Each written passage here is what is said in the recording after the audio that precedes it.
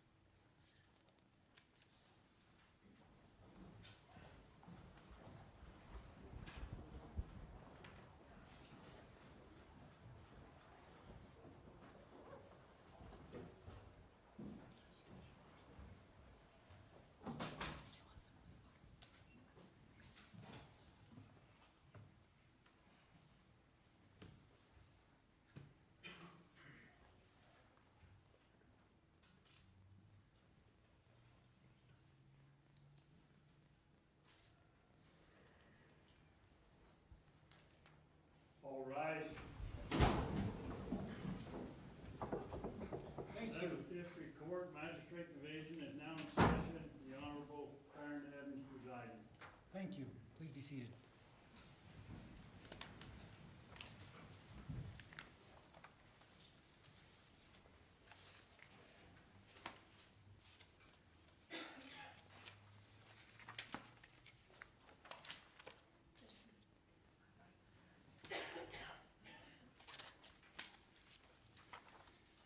All right, before we get started, I'm going to review one thing for the audience here today regarding disruptive behavior. Any activity or behavior which is considered disruptive by the court will result in removal from the courtroom. Any spectator who creates a visual or auditory disturbance of the court proceedings may be removed from the courtroom and or the building at any time at the discretion of me or court security.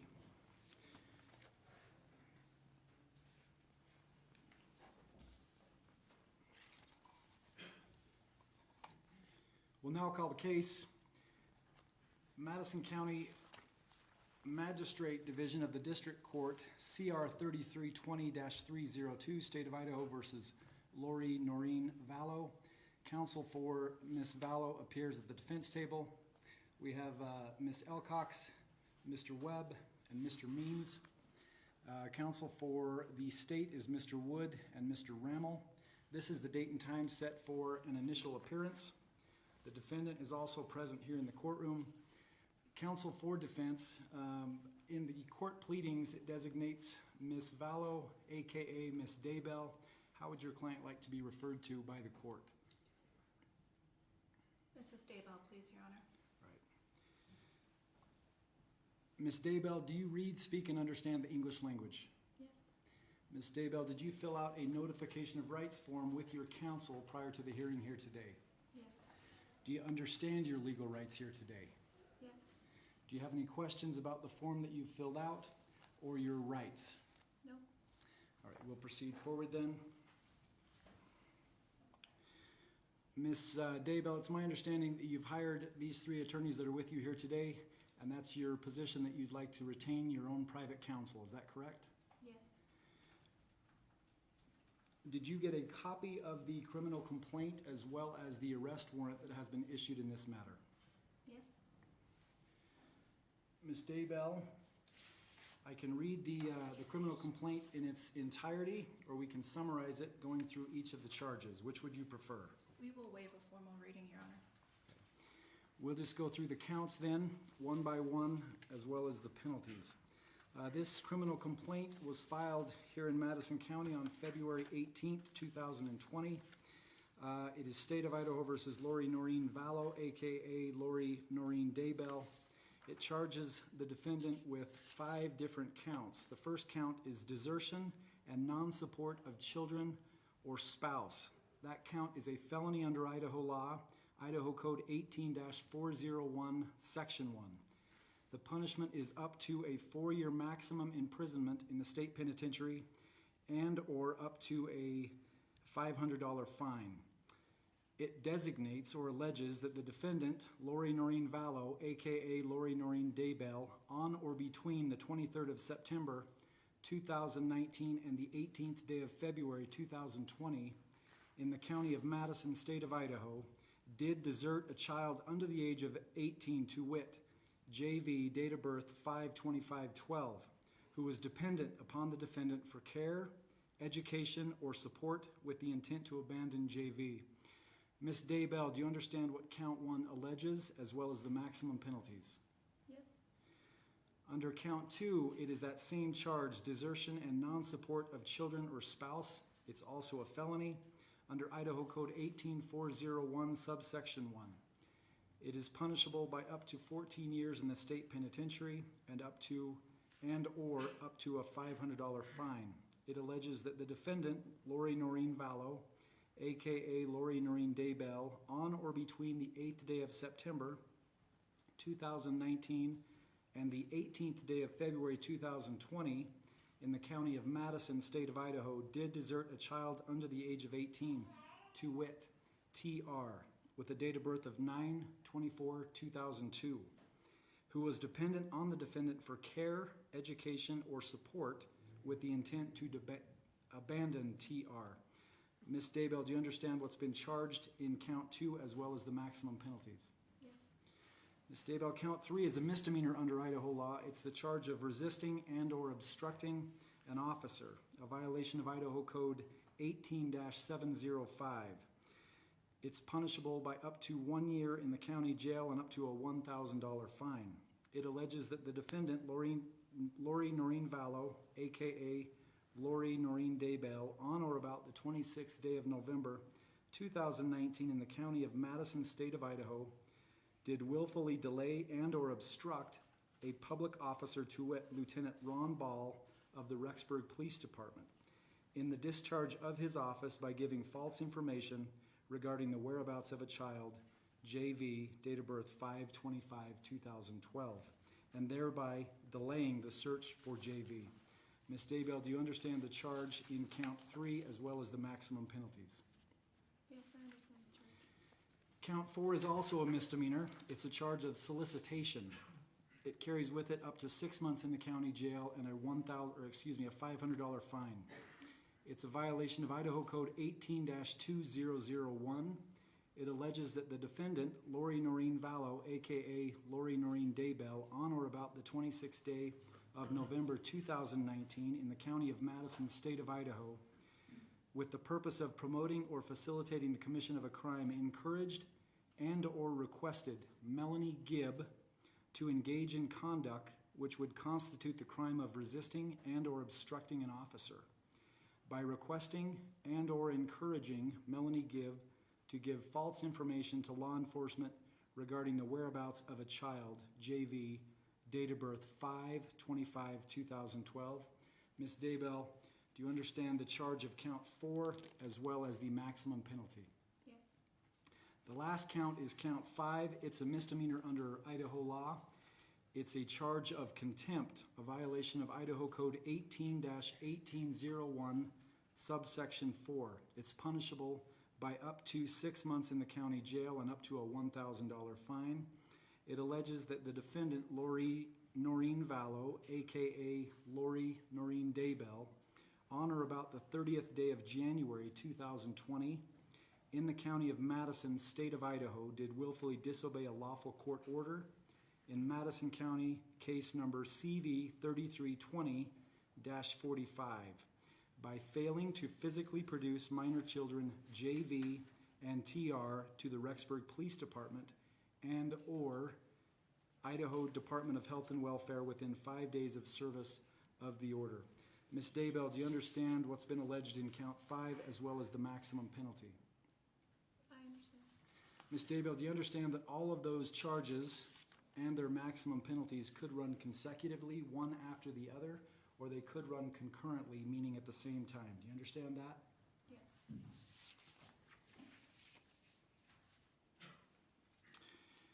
In addition to the rights form that you've already filled out pursuant to Idaho Criminal Rule 5, I'm also going to give you the following rights. Number 1, you are not required to make a statement, and that any statement made by you today can be used against you in court. Number 2, you're entitled to know the nature of the charges that have been brought against you, which we've already gone through. Number 3, you are entitled to bail. You have a right to bail. Number 4, you have the right to be represented by counsel. Number 5, you have a right to a preliminary hearing. That preliminary hearing must be set within 14 days if you're incarcerated. It can be set within 21 days if you're not incarcerated. That preliminary hearing is a probable cause hearing where the state will have the burden of showing probable cause that the 2 felonies have been committed in order for you to be bound over to the district court. You also have the right to communicate with counsel and immediate family, and that reasonable means will be provided for you to do so. Do you understand those legal rights, Ms. Daybell? All right, Ms. Daybell, now we'll schedule the preliminary hearing. I've met with counsel in chambers prior to coming out here, and there's a few dates that I believe did work. Mr. Wood, on behalf of the state, you designated that the state needs approximately 2 weeks to be ready, is that correct? Yes, Your Honor. And you also designated that the state needed 2 days for the preliminary hearing to take place, is that correct? Yes. Does the defense want to comment as far as how much time they need to be ready, as well as how much time the preliminary hearing will take? Your Honor, I think 2 weeks is more than sufficient, and I agree with the proposed 2-day setting. All right, the court has available March 18th and 19th. Does that work for counsel for the defense? We'll make it work, Your Honor. Does, Your Honor? Your Honor, the state may have an issue getting one of our witnesses over here from Hawaii on the 18th. We had asked previously that it be set for the 19th and 20th and would continue that request. Mr. Wood, if we made some arrangements so that if your witness could only be here by the 19th, that we allowed that witness to testify on the 19th, would that appease your concern? Yes, Your Honor. Does the defense have any objection to that, to moving things around a little bit so that that witness can testify on the 19th and not on the 18th?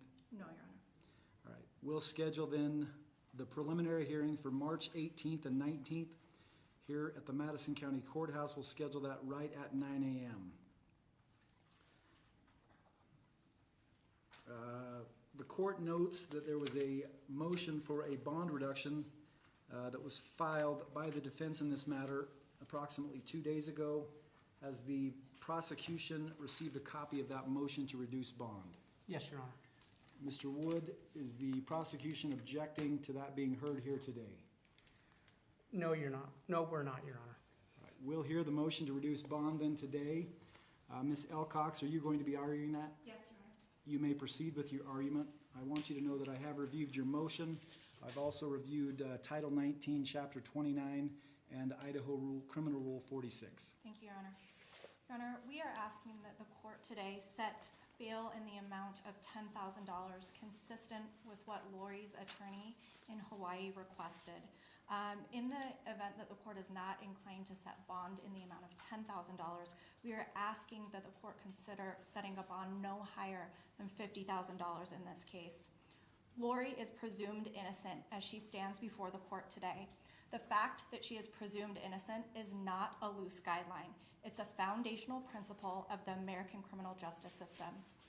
Under both the 8th Amendment to the United States Constitution and Article 1, Section 6 of the Idaho Constitution, excessive bail is prohibited. Judge, you are the gatekeeper in this case. You're the guardian of the presumption of innocence and the constitutional rights afforded to Lori. This is not a court of public opinion. This is a court of law. And are we going to let our citizens' rights be dictated by what appears in the media? Bail must be set in an amount that assures Lori's appearance in court and is commensurate with the charges that she is actually facing today in court. A $5 million bond is unreasonable, it's astronomically excessive, and is the functional equivalent of holding Lori without bond. This is a violation of Lori's constitutional rights. I can tell the court that in my almost decade of practicing law as both a prosecutor and a defense attorney, I have never seen the crime of desertion charged. This is because abandonment issues are generally dealt with under the Child Protection Act, not the criminal code. But even under the desertion criminal statute, which Lori has been charged with and faces these charges here today, the maximum fine, as Your Honor said today in court, that can be ordered is $500. Yet her her bail is set at $5 million, 10,000 times the maximum fine in this case. In a recent Madison County murder case, the bond was set at $1 million. In the 5 counts the court read today, charged in the criminal case, there is not one allegation of a crime of violence. A bond set this high denies Lori due process and fundamentally deprives her of her ability to meaningfully participate in the defense of these allegations she faces. It is clear that the government just needed to find a charge that would fit in this case because of all of the media attention surrounding this matter. The last thing that should happen is to allow this case to be tried in the media and to allow public opinion and rampant speculation to dictate how this case proceeds through the judicial system. Considering the purpose of bail, to which Lori is entitled as a matter of right, Idaho Criminal Rule 46, as Your Honor referenced, lists the factors that the court should consider when determining the appropriate bail amount to set in this case. Pursuant to those factors, Lori's bond should simply be reduced in the amount requested because she has no criminal history whatsoever. In fact, Lori took the initiative while she was in Hawaii to contact law enforcement and say, in the event that a warrant issues, she will voluntarily turn herself in. Police did not afford her that opportunity to do so. They created a spectacle out of the situation when they knew that Lori had contacted law enforcement and indicated that she would turn herself in. She waived extradition in this case. She did not fight returning to Idaho. She has hired 3 criminal defense attorneys from 2 different law firms, and she is dedicated to vigorously defending against these allegations. We, as her attorneys, also agree to assure Lori's presence in court. Chad, Lori's husband, has returned to Idaho to his home of his own volition, and Lori and Chad maintain a residence locally. That home was purchased over 5 years ago, or approximately 5 years ago. Chad, their children, their children's spouses, and grandchildren are all located locally. Furthermore, Lori's passport is expired. She has no flight risk whatsoever, and this assertion that when this investigation began, when there was initial law enforcement contact, that she fled to Hawaii is unequivocally false. That was a planned move. We believe that the evidence will show that, will establish that. It was a planned move to a place that she had previously lived, and she moved to the exact same neighborhood in which she previously resided. Furthermore, Lori's history demonstrates that she has a consistency in her residences. She lived in Austin, Texas for almost 20 years, worked at the same salon for 15 years.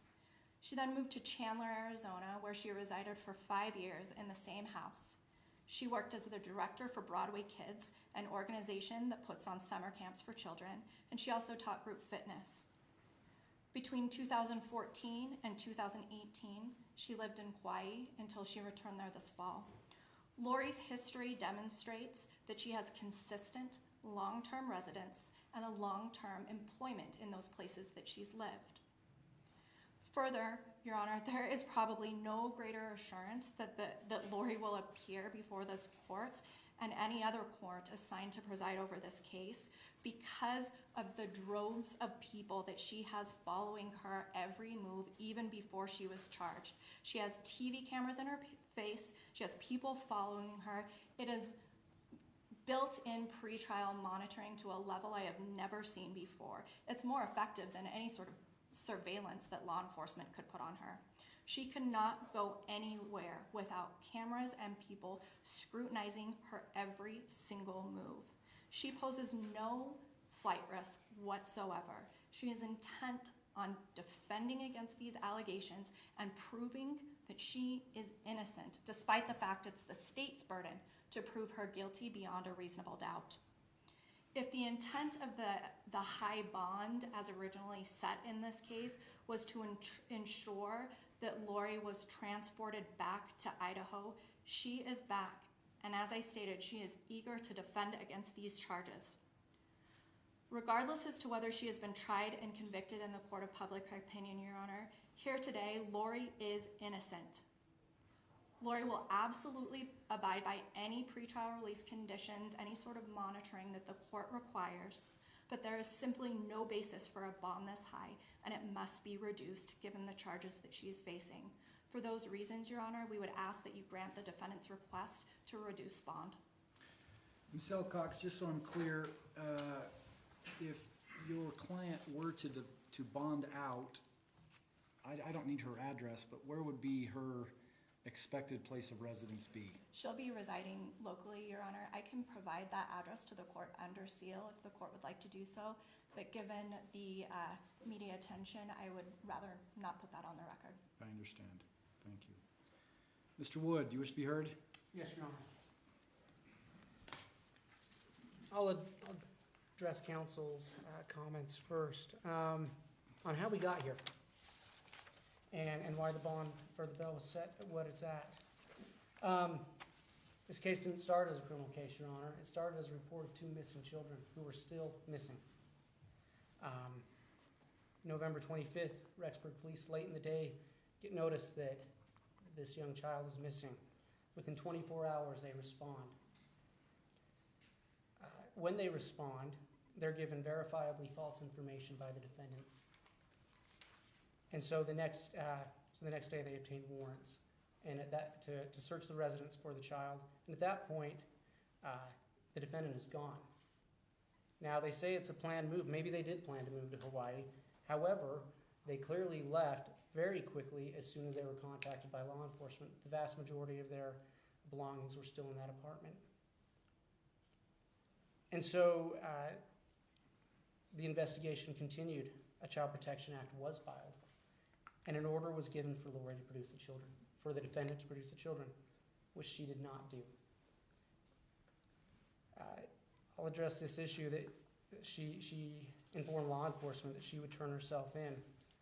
It's kind of hard to trust someone to turn themselves in on a warrant when a simple welfare check caused that person to leave.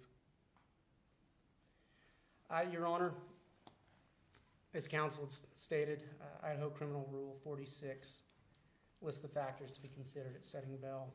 So we'll go down through those. The defendant's employment status and history. As far as we're aware, she's not presently employed. No argument can be made that she's at a risk of losing employment. Their financial condition. We are aware that the defendant's new husband received a substantial sum of life insurance proceeds from the death of his wife last October. Obviously, those funds provide them with the ability to relocate quickly and to stay away from Idaho, which we believe they've already done. The nature and extent of the defendant's family relationships. The defendant's only family here is her new husband. And it's important for the court to consider that at a bail reduction hearing in Hawaii, very recently, the defendant's attorney represented to the court that her husband lived in Hawaii, not in Idaho. Now, we understand that the defendant does have a house here, close to here. However, the fact that the defendant represented to a Hawaii court that they lived in Hawaii shows that they consider their ties not in Idaho, but in Hawaii. And in terms of her past residences, if we go back to the last year, it gets a little more concerning. In regards, since this last summer, the defendant has lived in Arizona, Idaho, and Hawaii. And quite frankly, the circumstances under which she left Arizona, which was soon after the killing of her estranged husband by her brother, and the circumstances in which she left Idaho, which was the same night Rexburg police did a welfare check on her, give the state serious concern that she is a flight risk. Factor 4 is the defendant's character and reputation. Since this last summer, there has been a clear and alarming pattern in the defendant's life. There are literally 3 active investigations of suspicious deaths that she is related to. And I want to be clear, Your Honor, we're not saying she's been charged in those. And we're not saying the court should treat her as such. However, she is related to each of those deaths, and it is alarming to the state. As we've said before, Your Honor, the defendant tried to mislead Rexburg law enforcement about the whereabouts of her children. In furtherance of that, she tried to convince a family friend to tell the Rexburg police the children were with her in Arizona, even though they weren't. And that, Your Honor, the defendant has a history of defying court orders. In the child protection case associated with this case, she refused to produce her children as ordered. In a 2009 child custody case in Travis County, Texas, the defendant was found guilty of 7 different counts of civil contempt. Factor 5, the persons who agreed to assist the defendant in attending the court at the proper time. Again, Your Honor, that's pretty much limited to her new husband. And due to the fact that he and the defendant left so abruptly before, we don't have a lot of assurance from that. Factor 6, the nature of the current charge and any mitigating or aggravating factors. that may bear on the likelihood of conviction and the possible penalty. In regard to those factors, Your Honor, the state would first point out the language of Idaho Code 18401, which states that it is a felony for anyone having a child under the age of 18 years dependent upon him or her for care, education, or support, who deserts such child in any manner whatever with intent to abandon it is a felony. In any manner whatever. That's a broad statute, Your Honor. It's broad because it deals with protecting children. So the aggravating factors bearing on the likelihood of conviction in this case include the following: that the defendant established a residence in Madison County, Idaho, with 2 minor children. Those children ended up being reported as missing, and the defendant left the state without them. The defendant defied a court order to produce those children. One of those minor children is only 7 years old and has special needs which require medication and medical attention. Both of the minor children received Social Security benefits, and the defendant continued collecting the children's Social Security benefits into her own account, both after the last known sightings of the children in Madison County and continuing into Hawaii. And it's important to note that case law related to the desertion of a minor child and Idaho Code 19302 make it clear that this court has jurisdiction over acts of desertion both in here in Madison County and continuing into Hawaii. And the most aggravating factor, Your Honor, one that's quite frankly heartbreaking and is the reason why there's so much media attention, is that the children are still missing. And the defendant has not only misled law enforcement in their efforts to find the children, but she has completely and utterly refused to aid in any attempts to find the children, even before charges were filed. Another factor bearing on the likelihood of conviction is the Idaho Code 18403 and 18405 and case law related to the statute under which she was charged make it clear that proving abandonment or desertion is prima facie evidence that the desertion was willful, which makes it easier for the state to obtain a conviction. In regards to the sentence, should the defendant be convicted, and we believe she will, the defendant could face up to 30 years in prison, which is certainly a motive to flee. As far as the defendant's prior criminal record, Your Honor, as we aren't aware of any criminal history. However, as we discussed earlier, she does have a history of defying court orders. Factor number 8, any facts indicating the possibility of violations of law if the defendant is released without restrictions. And Your Honor, we would just say past behavior is the best predictor of future behavior. She's already disobeyed this court's order, and so we have no reason to believe that if she were released that she wouldn't continue in unlawful behavior. Factor 9, any other facts tending to indicate that the defendant has strong ties to the community and is not likely to flee the jurisdiction. At this point, Your Honor, with her 2 children missing, the defendant's only local tie is her husband, who again, as of a couple of weeks ago, she claimed that he lived in Hawaii. Factor 10, what reasonable restrictions, conditions, and prohibitions should be placed on the defendant's activities, movements, associations, and residences. Your Honor, should the bail be lowered, or should the defendant be able to make bail, we would ask for the following restrictions: that she be limited to living in Madison or Fremont County, Idaho, that she be required to wear some sort of GPS location device, and we're aware that those can be obtained from a bondsman, and that the defendant, if she does have a passport, that she surrender it to the court. In conclusion, Your Honor, the defendant has established through her own behavior that she cannot be trusted to obey a court order or to appear at future court hearings.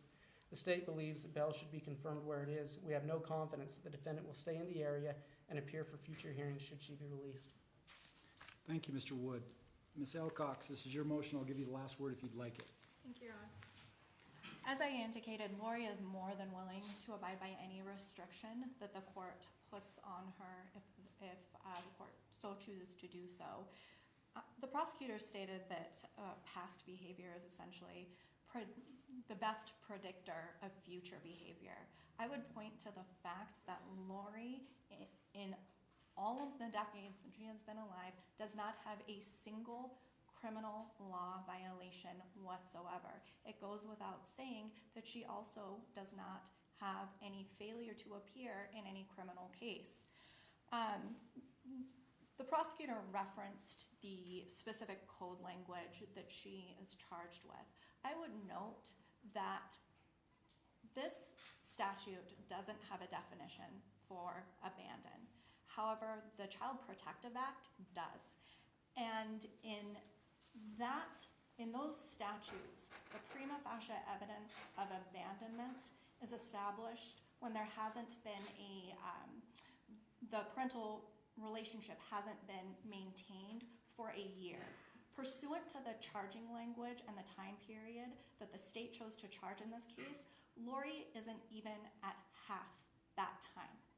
So I respectfully disagree with the prosecutor's assertion that Lori will be convicted of these charges. I have represented to the court as I have a duty of candor to the tribunal that Lori will be residing locally. And as I indicated, I'm happy to provide that address to your honor under seal to protect Lori in this case. The prosecutor has gone through a litany of allegations for which she is not facing any sort of criminal charges whatsoever, and not criminal charges in this case. Those should not be considered by the court for purposes of this case and setting bond pursuant to Idaho, the factors listed in Idaho Criminal Rule 46. We would ask that you grant the defendant's request and set bail as requested in this matter. Thank you, Ms. Alcox.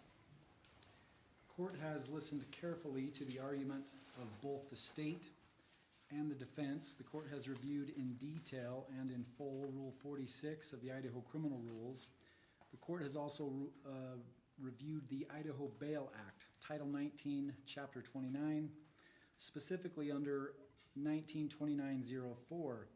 It designates that the court may release a person on his own recognizance or set an amount of bail and may impose any conditions of release. In making these determinations, the court shall consider the following objectives. Number 1, ensuring the appearance of the defendant. Number 2, ensuring the integrity of the court process, including the right of the defendant to bail as constitutionally provided. Number 3, ensuring the protection of victims and witnesses. And number 4, ensuring public safety. The court has taken all 4 of those factors into consideration, as well as all 10 factors under subsection C under the Idaho Criminal Rules 46. And based upon the argument that I've heard here today, the court is going to reduce bail. I'm going to reduce bail to the amount of $1 million. I recognize all of the factors that have been looked at here.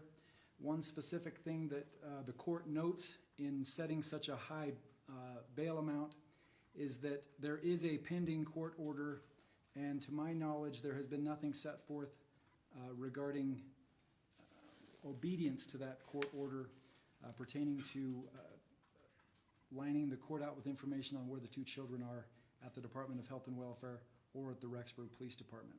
So with that, bail will be set at $1 million.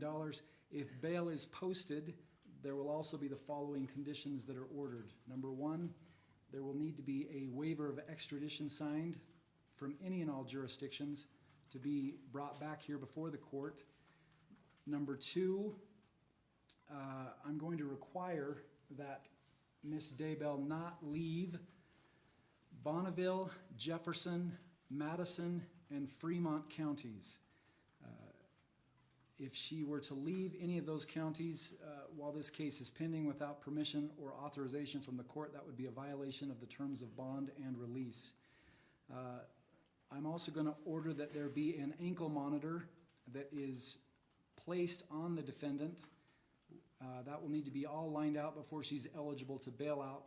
It will be monitoring 24 hours a day, 7 days a week as to where the defendant is. And then lastly, I'm going to order as a term of any release or bail that the defendant appear for all court appearances, that she maintain contact with her counsel,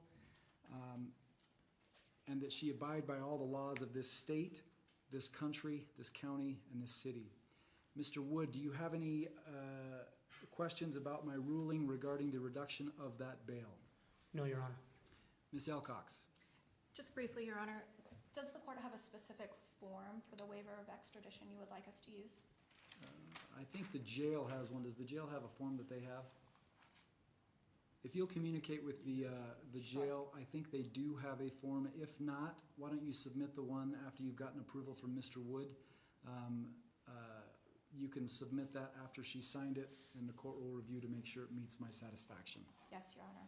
And do you have, would you like us to coordinate setting up the ankle monitor through the jail, or do you have a specific agency you would like us to use? You can coordinate with the jail and/or the sheriff's office. They'll know that information. They may Thank have you. someone that they usually use. I'm not sure of that. If you have a preference, you could provide that information to them, and if there's an issue, it can be brought before me for my Thank you. approval. Any other questions? No, thank you. I believe that takes care of everything that we're here for today. In a moment, I'm going to leave.